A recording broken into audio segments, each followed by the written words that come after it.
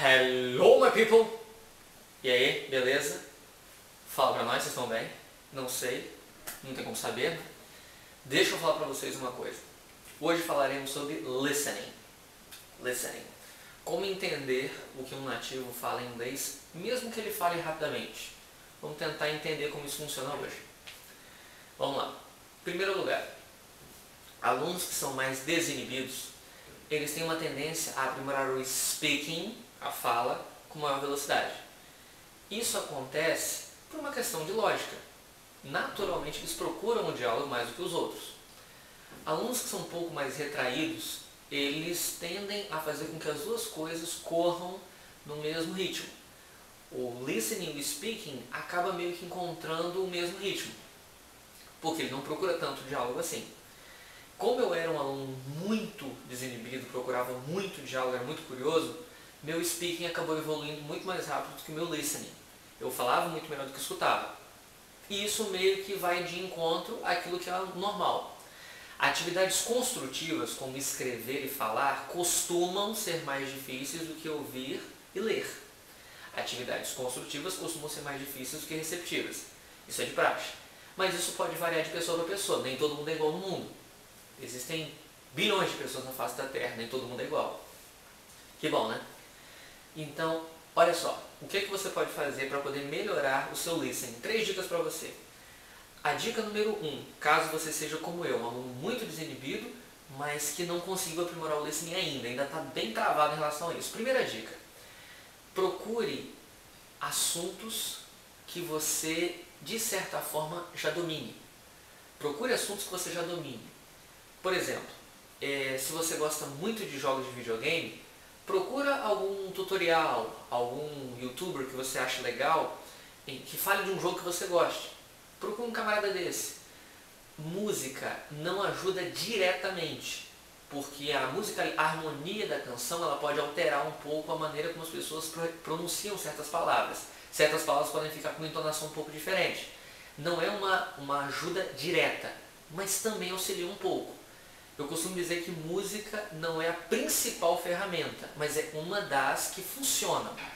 Você pode utilizar vários outros recursos, que são mais eficientes do que música no que diz respeito ao listening. Mas ela também tem uma parcela de ajuda que ela pode te dar. Isso é a primeira dica.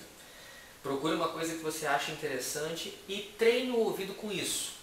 Segunda dica. Não se cobre tanto em relação ao listening.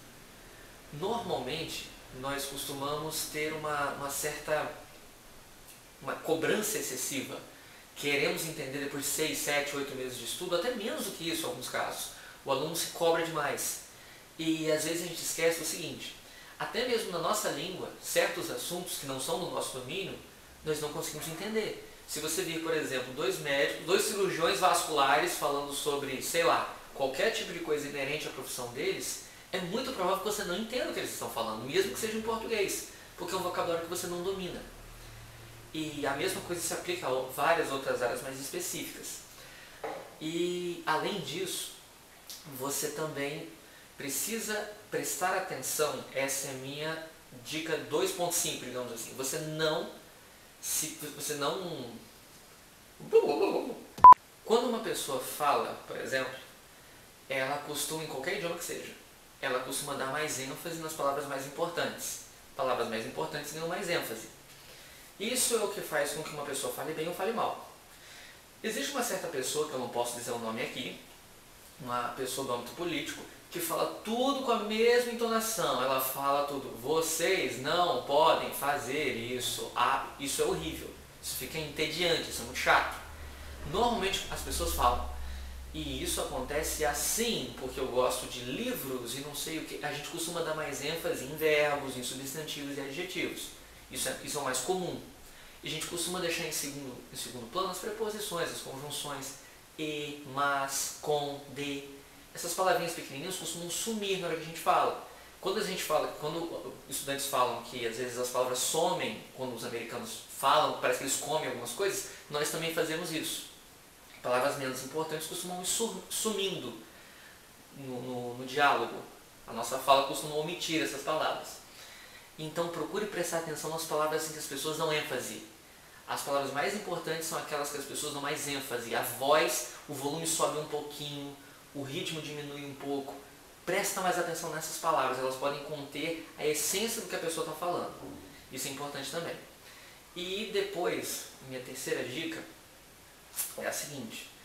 Quando você quiser turbinar pra valer o seu listening, música legal, vídeo legal, tudo isso é legal, tudo é muito bacana. Mas nada é mais importante do que melhorar a sua pronúncia. Essa é a dica mais valiosa de todas. Melhore a sua pronúncia. Uma pessoa com pronúncia ruim provavelmente vai ter um listening ruim. Por quê? É uma questão de lógica. Digamos que, sei lá, a palavra está aparecendo aqui embaixo. Ó, heart. A pronúncia dessa palavra é heart. Mas em vez de falar heart, você fala hurt, por exemplo. Você pronuncia de maneira incorreta. Hurt.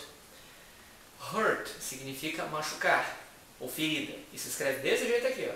Diferente. Heart, hurt.